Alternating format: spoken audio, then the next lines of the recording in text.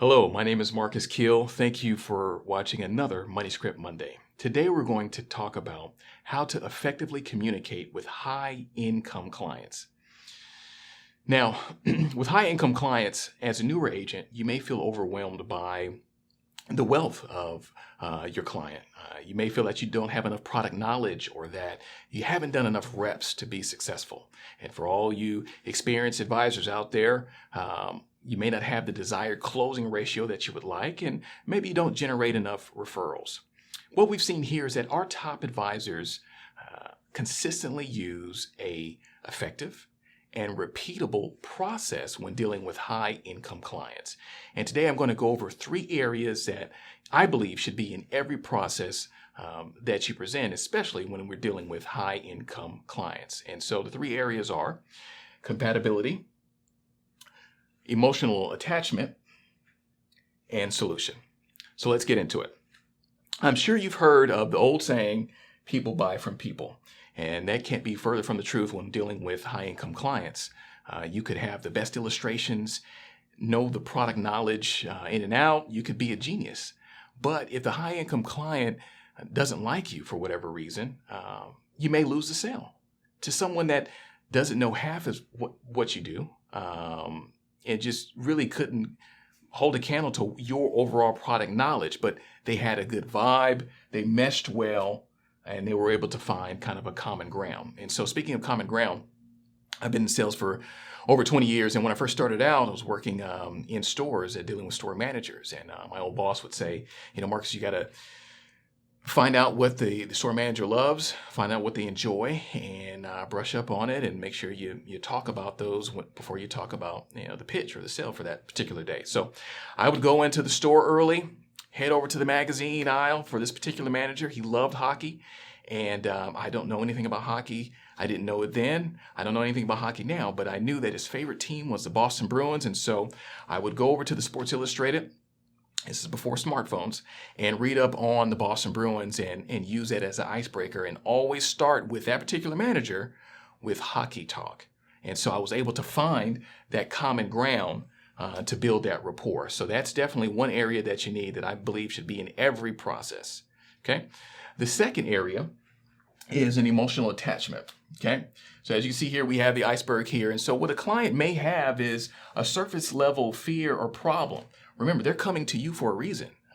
They have an issue that they need dealt with, and it's your job to find out exactly what it is. So it could be a surface level fear, but we need to dig deeper to find the real, the pain there and dig deep or dive deep in this case to uncover the real pain. So for example, there's a high income client and they want to leave a legacy for their grandchildren. And so you meet with them, you come up with what you think is a great solution, a fixed index annuity, and they can, protect against stock market volatility and think it's great, show them the illustration. And the client, for whatever reason, says, I'll think about it, or, they decide not to move on. Why? Well, maybe their real fear, their surface level fear was a legacy planning, but their real pain was they had missed out on a business opportunity years ago because their funds were not liquid. They were tied up in, possibly an annuity, but you didn't dive deep enough and ask enough questions to get to the pain. And then once you got to the pain, ask even more questions to really get to the bottom of the issue. So it turns out in this particular hypothetical situation that an IUL would have been better because it has liquidity. They can borrow against their death benefit when there's cash accumulation. And so having that liquid, they could not miss out on future business opportunities. So the emotional attachment is very important because people buy with emotions, and there's no greater motivator than pain in the present followed by pain in the past. So that's the second area. The last area is going to be the solution. Okay, and I'm sure you're all saying there, okay, of course, you present the illustration and they sign on a dotted line, or nowadays it's the e-signature because we want you to apply online, but you have to make sure that you're presenting to the decision makers. So with a high income client, they're going to have a whole financial team. They're going to have, their spouse, of course, that's definitely a big part of their financial team. They're going to have their CPA or accountant, money manager, They're going to have their estate planner and a few other lawyers. So it could be a whole financial team of people. And if you're just presenting to the one client and not these other important people, objections may come up that you have to keep going back and answering to the different parties involved. And so it's very important that you present to the decision makers so that you only have to really meet once, because a lot of high income clients don't have a lot of time. And so it's very hard to get a hold of them. You want to make that meeting count. And so that's why you want to present to the decision makers all that are involved. And then lastly, you want to focus on the uncovered pain that you found out about in the emotional attachment.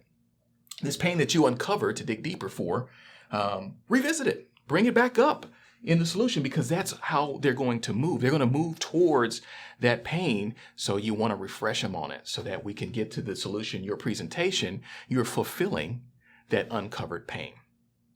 So to review, to effectively communicate with high income clients, you need to have a process, repeatable and effective, and you need to have, I believe, definitely 3 aspects in that process, not limited to, but this needs to be a part of it.